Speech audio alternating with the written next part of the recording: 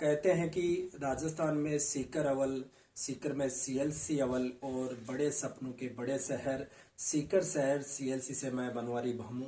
आज हमारे बीच ऐसी गौरवशाली बेटी निर्मला कीचड़ जो मेडिकल कॉलेज हैदराबाद से एमबीबीएस कर रही है, तो आज सीएलसी की जुबानी बेटी के मुंह से सुनना चाहिए। जी बताएं।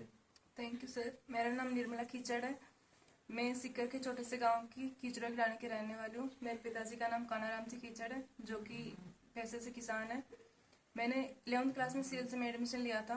11th-12th मैंने फाउंडेशन किया। उसके बाद मेरा सिलेक्शन नहीं हुआ तो एक साल फिर से मैंने ड्रॉप लिया। उसके बाद में मुझे अभी 2020 में government medical college Suryapet Hyderabad मिली। वहाँ से मैं एमबीबीएस कर रही हूँ, अभी 3rd ईयर में हूँ।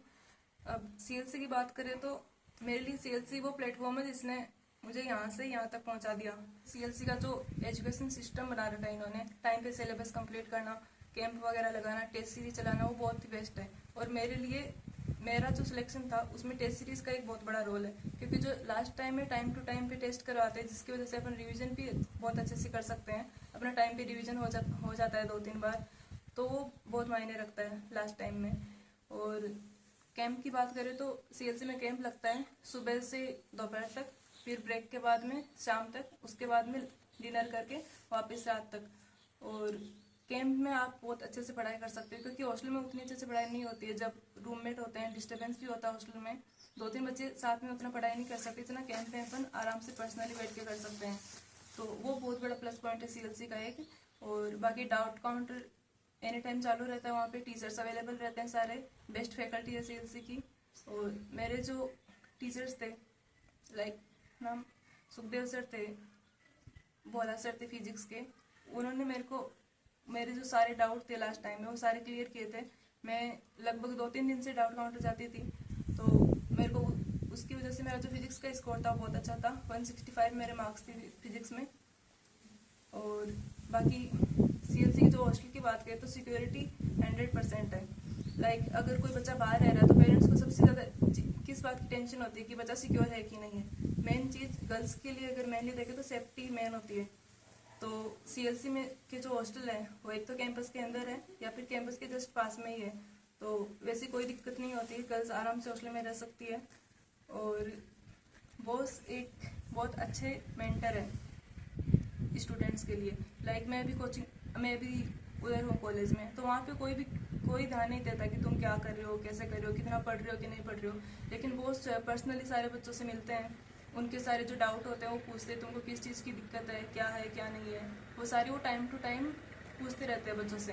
पर्सनली इंटरेक्शन होता है बॉस से बच्चों का वहाँ पे। मेरे एक खिचड़ी गिराने एक छोटा सा गांव है जहाँ से 4 बच्चे सीएलसी ने दिए हैं जो भी एमबीबीएस कर रहे हैं। तो इतने छोटे से गांव से किसान परिवार के 4 बच्चे डॉक्टर बने सीएलसी की वजह से, तो बहुत बड़ी बात है हमारे लिए। और जो भी बच्चे एग्जाम देने वाले हैं मई में, उनके लिए ही बोलना चाहूँगी कि आप टेस्ट सीरीज ज्वाइन करो, टाइम टू टाइम टेस्ट दो, और जो टेस्ट देते हो, जो डाउट आते हैं उनको क्लियर करो, क्योंकि बिना डाउट क्लियर करे वो अगले साल तक आपके डाउट ही रह जाएंगे फिर। तो सारे डाउट क्लियर करो, टाइम टू टाइम टेस्ट दो, और खुद के साथ ईमानदार रहो।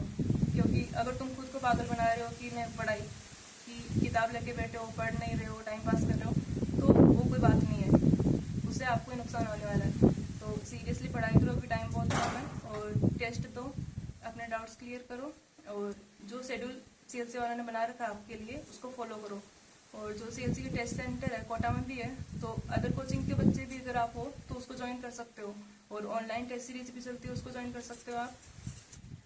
आपसे ये जानना चाहूँगा मैं, जैसे कि अपने ग्रामीण प्रवेश में लोगों की ये थिंकिंग हो गई, आजकल के बच्चे को अपने को 12th बाद में ही फाउंडेशन कराना चाहिए, तो उस पर क्या करना चाहेंगे आप?